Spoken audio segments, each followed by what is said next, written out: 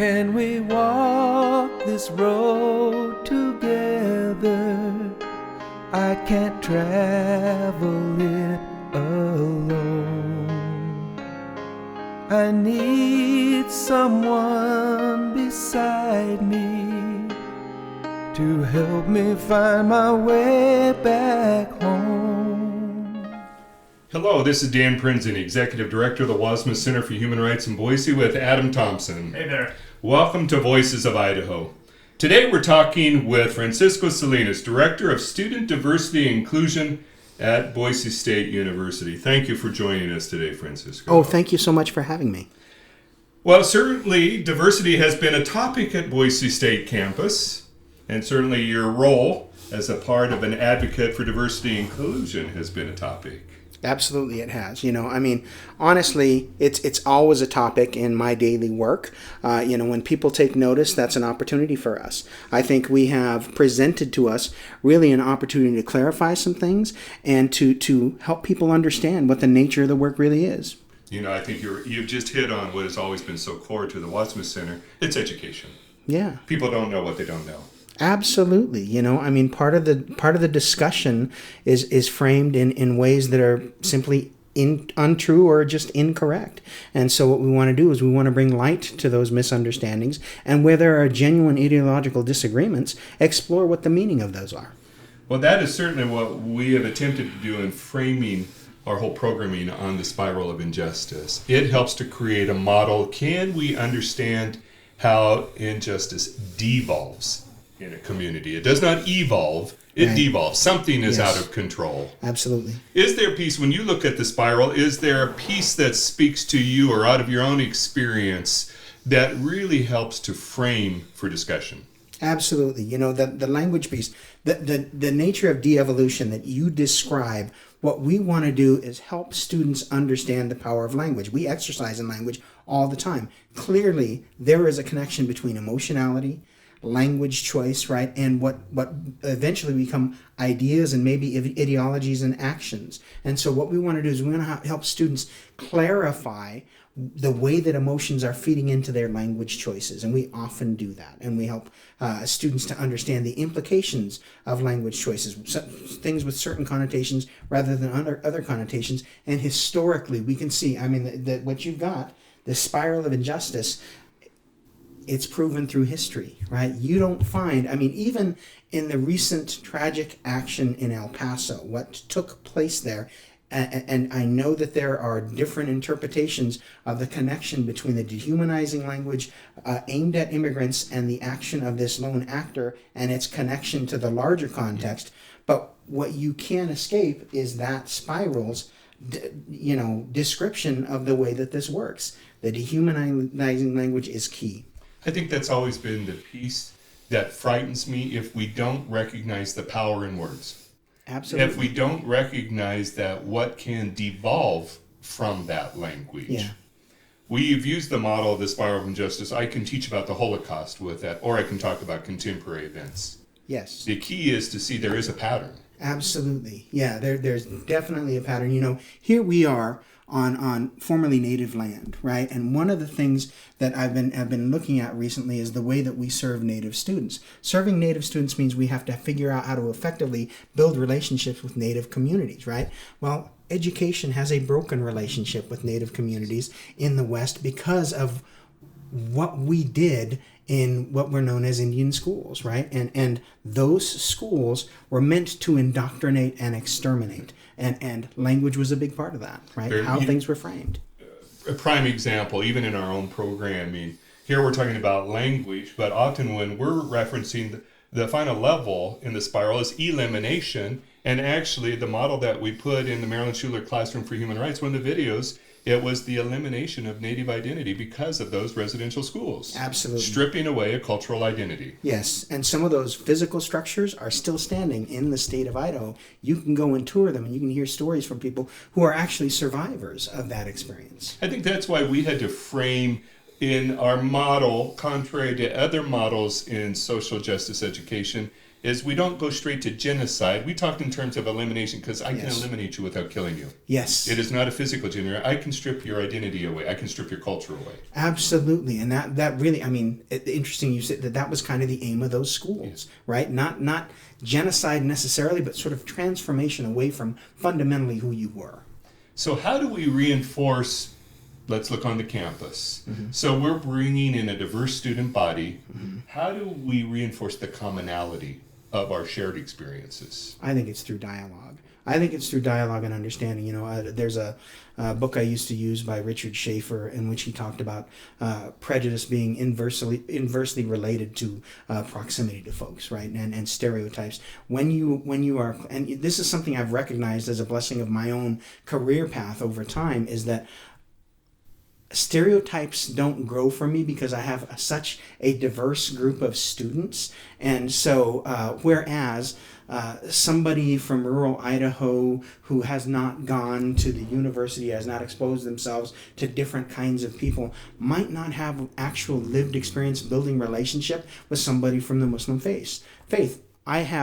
I have long-standing relationships with students, and so I know the stereotypes define my own experience with these individual people, and I defy anybody not to fall in love with students once they serve them, you know, and it is hard to have those stereotypes grow with folks that you care for. This is Diesel Messengev's A Suppleness of Life. Notice the world, the subtle contours, the radiance of a sunset, cast among pines and spring rain. Supple amber beams warm the land, and the earth blooms with grace.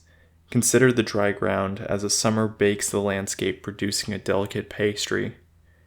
Sprinkled with dirt and dry grass, insects burrow, hollowing the soil to a husk. A temperature drops, accompanying the leaves brought down by the tide of autumn. The rustling landscape flakes away and is blanketed with sleep. Turn. Feel the wind rising, tearing away the tension. The ground's charged, broken by the 1,000 worries let go in a moment of peace. Soar, through your mind's eye and see the universe as a whole, unified. Land, and through landing find yourself, and in yourself become aware of the world. And in the empty toil in which we exist, searching for the meaning of life, when the only one there is the meaning we give it. To find meaning in life, the finest privilege, for spiritual pursuit, the very fabric of our sentience, and the peace as a way of personal finding are intrinsically necessary to the pursuit of happiness. Relationships that grow from the folks that you know. Fundamental with it, so many of the voices that we have been working with on the podcast have talked about the power of relationship. Once I come to know you as a person.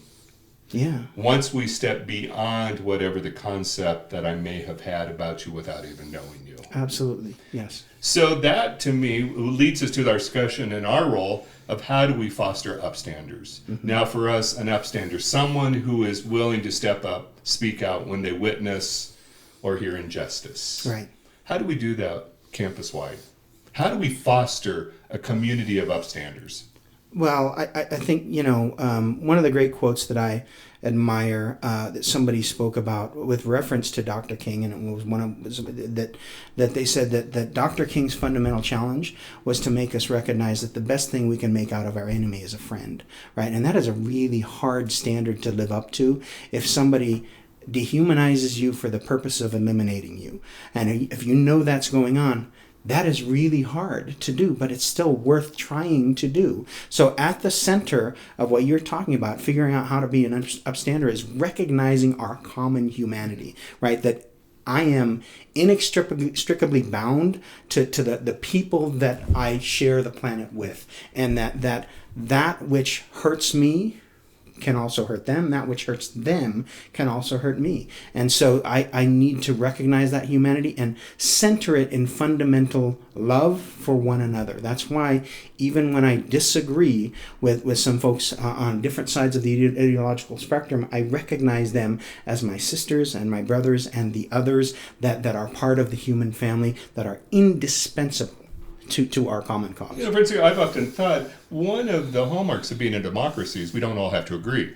Absolutely. but we can have respectful dialogue. Yes. Yes, we can have respectful dialogue centered in fundamental love for humanity. What is at our core? Mm-hmm. We share a community. I always have gone back to the JFA quote, we all breathe the same air, we all drink the same water. Absolutely. What ties us together with it, and somewhere we have to learn how to live together. Yeah. That we are going to share this experience together, and ultimately, don't we all want it better for each other? Yes, absolutely. And I think, the notion that we are separate is a flawed notion. We are not separate. We are tied together in common cause. What happens to my water happens to your water. And what happens to my air happens to your air. And, thereby, what happens to my freedom happens to your freedom. It makes me think, for years we worked with Rose Beale, Holocaust survivor, that she would talk about the importance of standing up for one another, protecting the rights that I want for myself, that I would want for others, because at any moment any of us could lose them. Mm-hmm. And so we work collectively to preserve them. Yep. It's what we share. It's what we owe each other as a community. Rose was such a phenomenal docent in the memorial because her story was so real. And she pulled from a lot of the quotes that were in the memorial to help frame her experience. Is there a particular quote that speaks to you? Absolutely. You've got a quote by Dick Gregory, who is known as a comedian.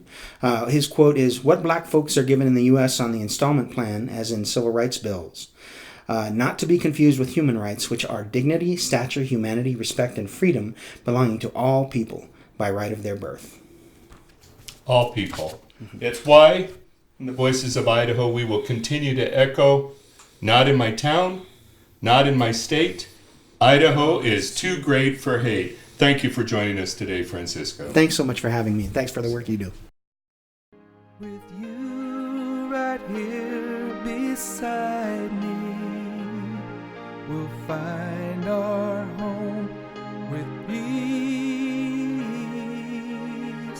again.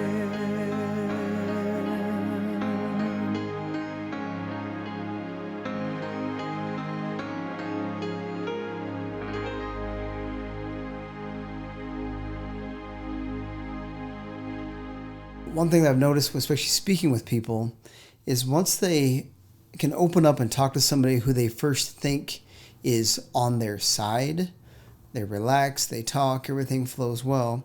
But in my case, when they come to the resolution or the realization that I'm a Muslim, they're shocked because, number one, they've never spoken to a Muslim one-on-one before, and that commonality that we have as two people living in Idaho, loving Idaho, enjoying Idaho, kind of flies in the face of everything they think about Muslims. Like, well, wait a minute, Muslims are something foreign or something strange or something exotic or something that I don't know. Oh, I know all about them because I've watched TV. Exactly. So it's the need for that personal connection. Hey, thanks for listening to this episode of the Wasp Center podcast. That clip you just heard was with Philip Thompson, the executive director of the Idaho Black History Museum. That episode will be airing December 9th, so check it out then. The Voices of Idaho is created by Dan Prenzing and produced and edited by me, Adam Thompson. We'll see you in 2 weeks.